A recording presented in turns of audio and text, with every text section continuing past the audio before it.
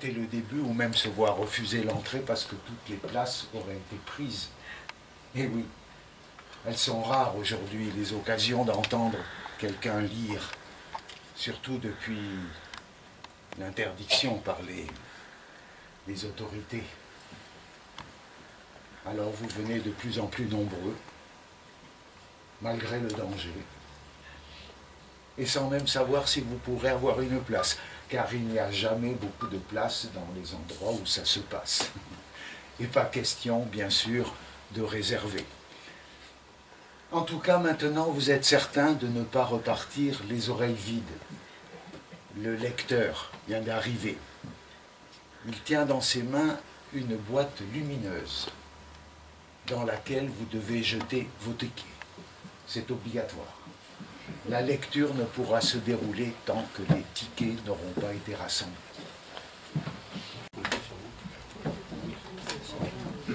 On a toute la ligne.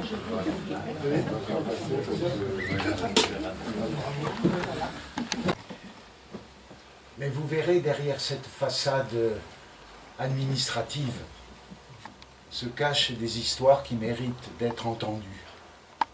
Elles racontent la vie des gens de ce service, depuis longtemps oublié.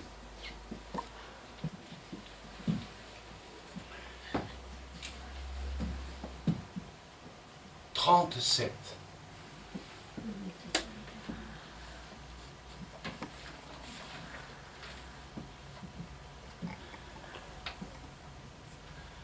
À propos du travail, oui, j'ai oublié de vous dire, les circulaires sont numérotées et elles ont un titre.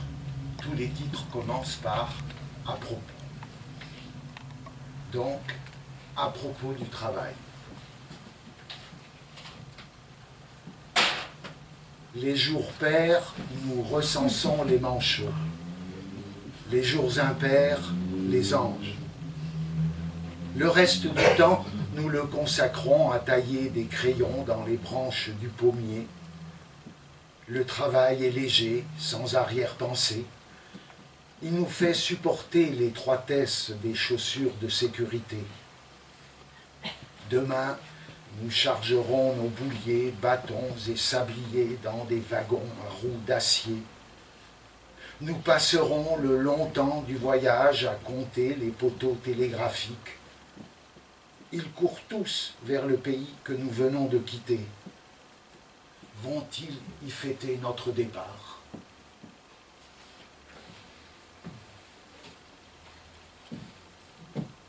« 57.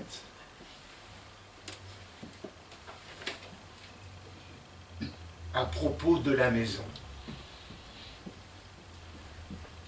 Nous vivons souvent dans une maison qui n'a que portes et fenêtres. Des oiseaux millimétrés y sèment leurs plumes, leurs cris aussi qui sentent l'ail. Nous comptons le temps à petits pas. Puis nous nous endormons sous l'ampoule couverte de buée. La nuit défera l'émail du jour, nous déposera nus et tremblants sur le sable du petit matin.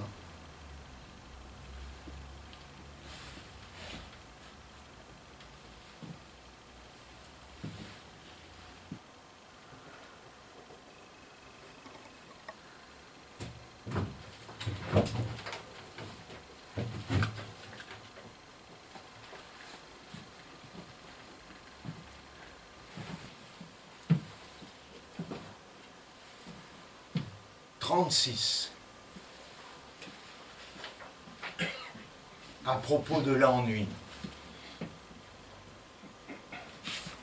C'est quand l'ennui nous mord que nous sommes efficaces.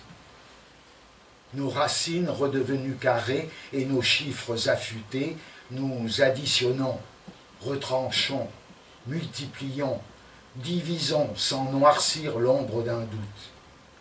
Nous traçons nos graphiques avec l'enthousiasme du charpentier. Notre exactitude étincelle comme neige au soleil. Puis la vie retrouve sa voie et notre bonheur, sa fragilité. Le plus petit pas de danse en fait craquer les coutures.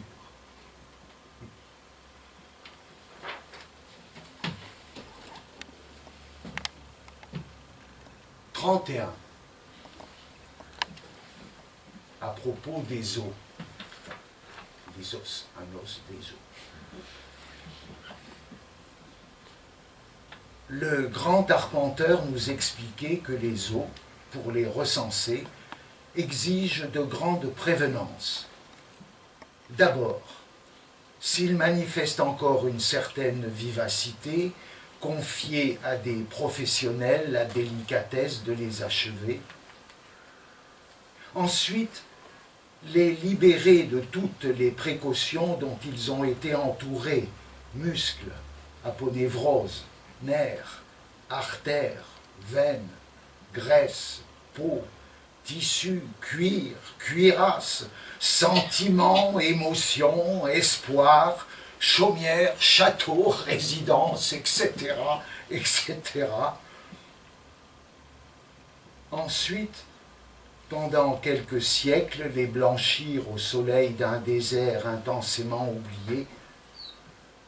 Ensuite, seulement, les compter, mais timidement, avec de vastes approximations, afin que le bilan puisse devenir blague ou panthéon.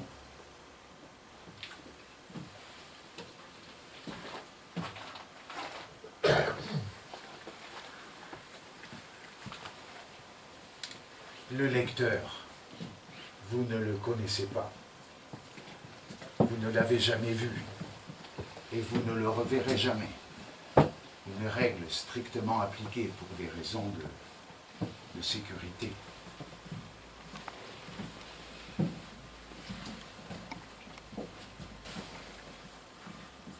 À propos du maître, les instruments que nous livrent les autorités sont aveuglément respectueux du maître officiel. Mais il nous arrive d'en utiliser secrètement un autre, conçu par le grand arpenteur, un maître sauvage, élastique, jamais soumis à l'étalon. Dans la plaine, il peut serpenter à sa guise, passer du kit au double. Il faut parfois plus d'un an pour parcourir ce qui était annoncé comme 1 kilomètre, alors que plus loin, des steppes immenses sont vouées à l'humilité d'un timbre-poste. En montagne, pour encourager les cyclistes, il se fait plus court dans la montée, plus long dans la descente. Pour les amoureux, que la géographie sépare, il peut se faire mince comme papier à cigarette, et il s'allongera frénétiquement pour faire mentir les cartes des états-majors.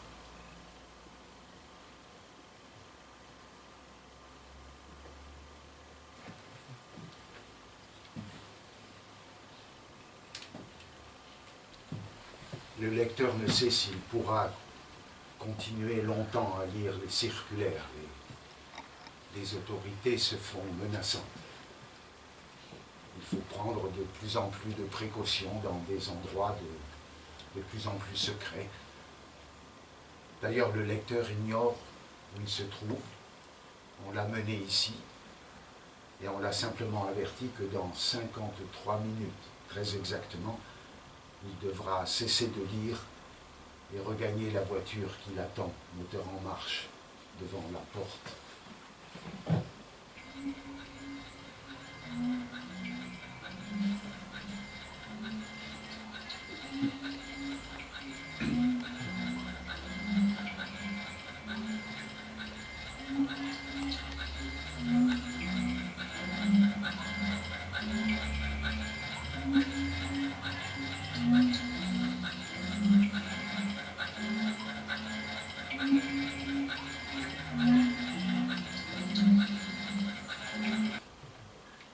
À propos de sondage, quand s'approche la date des élections, nuage d'orage dans un ciel d'été, les autorités convoquent brusquement notre zèle inépuisable et l'envoient avec clairons et tambours sonder les têtes de nos concitoyens, faire l'inventaire de ce mental furieux que sécrète leur humanité.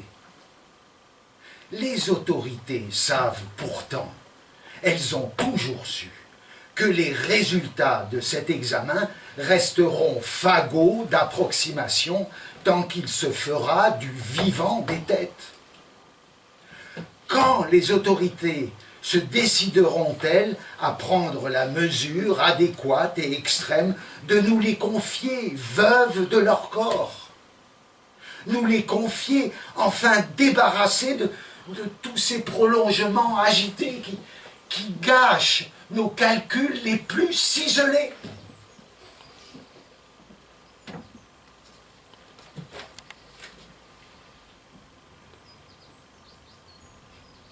Les larmes, le grand arpenteur ne les comptait plus. Les rires, parfois, s'ils n'avaient pas leur croc. Les sourires, toujours, quand ils frétillaient en éclairs d'argent sur les lèvres des enfants. Le grand arpenteur a compté très jeune.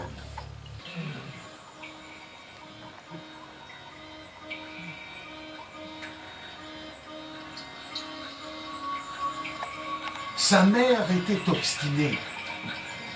Pour lui apprendre à vivre, elle lui chantait tous les matins au petit déjeuner « Ne compte dans la vie que sur tes petits doigts et sur tes pieds parfois, quand ça sent le roussi. » Son père, lui, était résigné. Il récoltait la résine qui suinte des troncs des pins, sans savoir à quoi pouvait servir toute cette résine, qu'il ramenait à la maison dans des pots en terre cuite que le petit grand arpenteur était chargé de compter. Parce que son père était presque autant analphabète que résigné. Il ne savait compter qu'entre 53 et 292.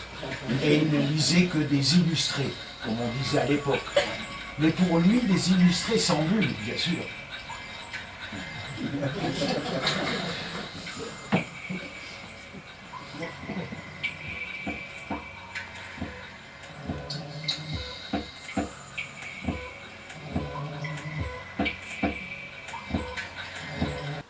À propos de poires, lors de notre banquet annuel, entre la poire et le fromage, le grand arpenteur aimait nous raconter que l'ennui, ça s'additionne, le bonheur, ça se soustrait, la douleur, ça se multiplie, la joie, ça se divise, la mort, ça demande réflexion. Et il ajoutait parfois, entre le café et la Mirabelle, « Un bilan ne vous tirera jamais d'affaire. »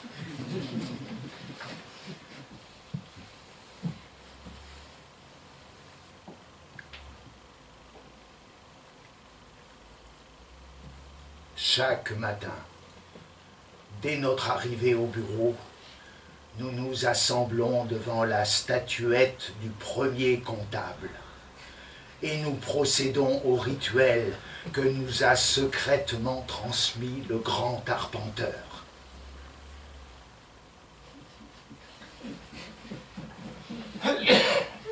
Trou à bouse, baveux du cerveau, vois ce que nous faisons de ta statuette. Vois, et nous lui plantons en plein bois nos compas et poinçons. Nous la frappons de nos règles, nous l'arrosons de notre pisse la plus haineuse. Vois bien, crâne merdeux, torche fion, glavio putride, crève à niveau 1000 fois, toi qui te mis à compter pour la première fois, ajouter 1 à 1, quelle idée vérolée, et puis 1 à 2, et puis 3 à 2, et puis le mal est fait, le mirage du total est là, nous ne pourrons plus lui échapper.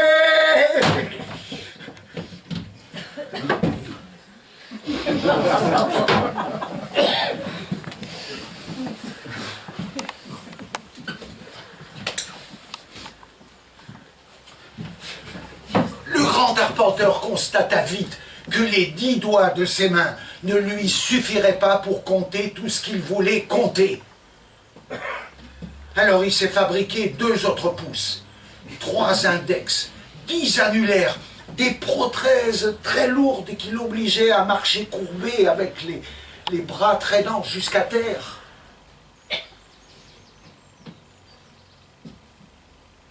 Ensuite, il s'est mis à fabriquer des instruments de mesure exceptionnels. Pour mesurer, par exemple, la distance d'un point-virgule, la goutte d'eau qui fait déborder le lac, l'hypoténuse d'un dentier, la pertinence d'une averse, l'écho du silence. Le premier instrument qu'il réussit à faire fonctionner lui a permis de calculer la longueur totale du tronc et de toutes ses branches et brindilles du cerisier qui poussait dans le jardin de ses parents. Il obtint un résultat qui l'impressionnait beaucoup. 2920 mètres. La distance exacte, il avait déjà mesuré entre la porte de sa maison et la porte de son école. D'ailleurs, il avait fait la connaissance d'une petite fille qui deviendra plus tard le grand amour de sa vie.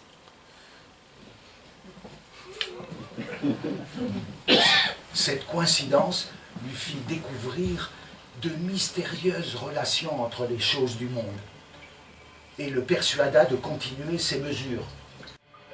Il a toujours compté et mesuré sans se soucier de à quoi pourraient servir tous les nombres qu'il obtenait. « Je suis compteur, disait-il, pas comptable. Mes mesures n'épuisent pas le mystère du monde, elles me le rendent habitable. » Habitable.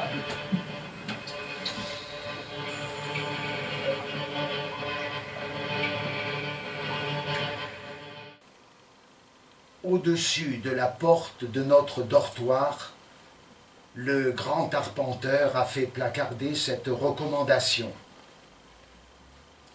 Vous n'avez que 10 chiffres. 10 chiffres seulement pour rassembler l'immensité au bas de la page. Mais méfiez-vous du 0 et surtout du nombre 0. Ne l'acceptez que quand il est dizaines, centaines, milliers, millions, milliards, mais jamais quand il est seul. Ne commencez ni ne finissez par lui. On ne peut rien commencer ou finir par rien. Rappelez-vous, ce 0 est complètement nul. Le jour de son départ, le grand arpenteur m'a demandé d'annoncer que d'après ses calculs, le service serait définitivement fermé dans 8 ans, 2920 jours très exactement. Les autorités vous remplaceront par des machines. Elles ne trichent pas, ne mentent pas, ne se trompent pas, ne rient pas non plus.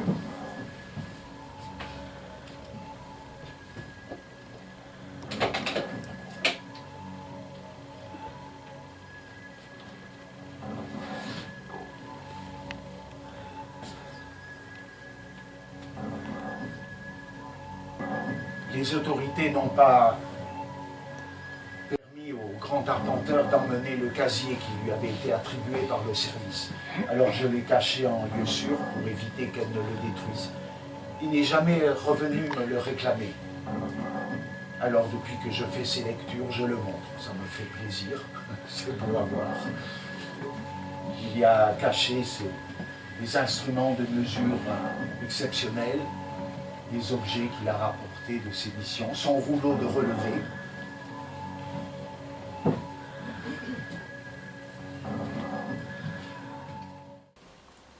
Oui, si je vous lis ces circulaires, ce n'est pas parce que j'en suis l'auteur, mais tout simplement parce qu'elles sont réunies dans ce petit livre, le seul livre en papier que j'ai réussi à garder.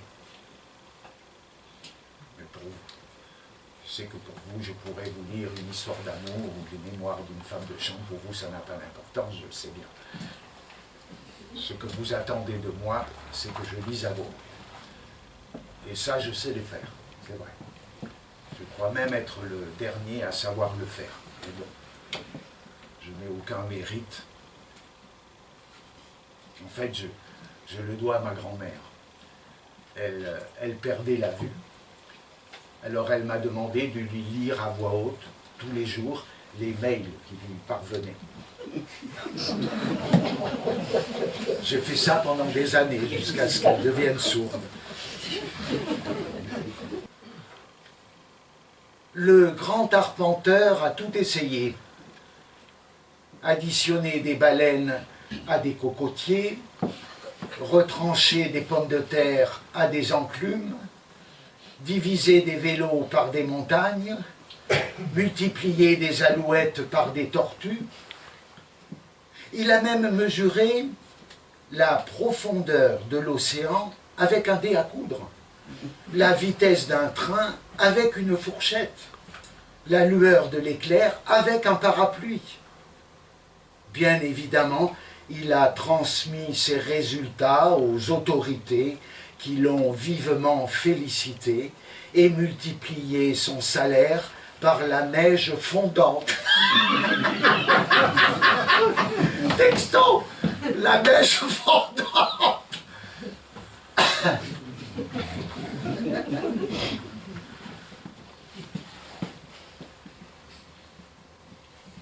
Le corps desséché de notre maître, le grand arpenteur, vient d'être découvert sur les rives du fleuve Vitma. Il avait tracé sur le sable sa dernière leçon. Pour que 1000 nuits soient agréables, il en faut une de plus. Pour que 3 mousquetaires soient redoutables, il en faut un 4e. Pour que 12 huîtres soient vendables, il en faut une 13e. Pour qu'un humain soit vivable, il en faut des milliers. J'ai parfois l'impression de faire comme saint Ambroise, mais moi à l'envers. Enfin. Vous vous souvenez de lui, non? Saint Ambroise, c'était un saint du IVe siècle. Et il avait stupéfait ses contemporains en lisant silencieusement, alors que jusqu'alors on avait toujours lu à voix haute. On disait de lui que ses yeux couraient tout au long des pages et son esprit en pénétrait la pensée, mais sa voix et sa langue reposaient. Après lui, tout le monde s'est mis à lire sans bouger la langue. Et quand, beaucoup plus tard, les livres en papier ont peu à peu disparu, les gens ont même perdu l'habitude d'associer un son aux mots et aux lettres inscrits sur leurs écrans. Ils les comprenaient, mais ils ne savaient plus les lire à voix haute.